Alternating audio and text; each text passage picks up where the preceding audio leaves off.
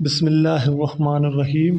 जी दोस्तों, आज का हमारा क्वेश्चन है कि आलिया के पास एक केक है जिसमें से वो 1/4 पार्ट अपनी सिस्टर को दे रहा है और 2/3 पार्ट अपने दो भाइयों में तकसीम कर रही है। तो अब हमें ये मालूम करना है कि आलिया के पास कितना केक बचा है। तो आइए अब इसको हम सोल्व करते हैं।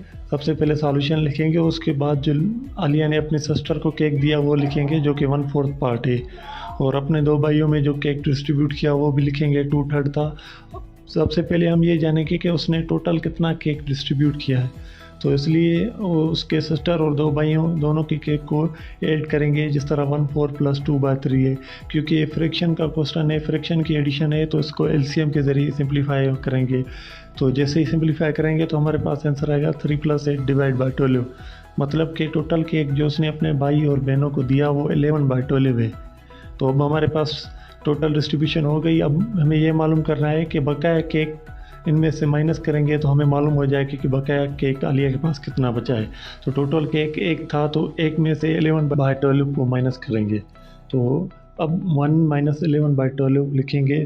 तो क्योंकि 1 का नीचे एक होता है तो 1/1 - 11/12 ये फ्रैक्शन की सब्सट्रैक्शन है, तो उसी तरह सिंप्लीफाई होगी जिस तरह एडिशन में की थी। 12 - 11/12 आएगा, और मज़ीद सिंप्लीफाई करेंगे तो 1/12 आएगा।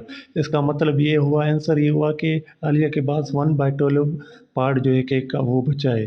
तो इसी तरह हम और भी क्वेश्चन मज़ीद सिंप्लीफाई कर सकते हैं। और अगर मेरा यूट्यूब चैनल है एजुकेटेड नेशन, इसको सब्सक्राइब करें और इस वीडियो को लाइक और शेयर करें। शुक्रिया।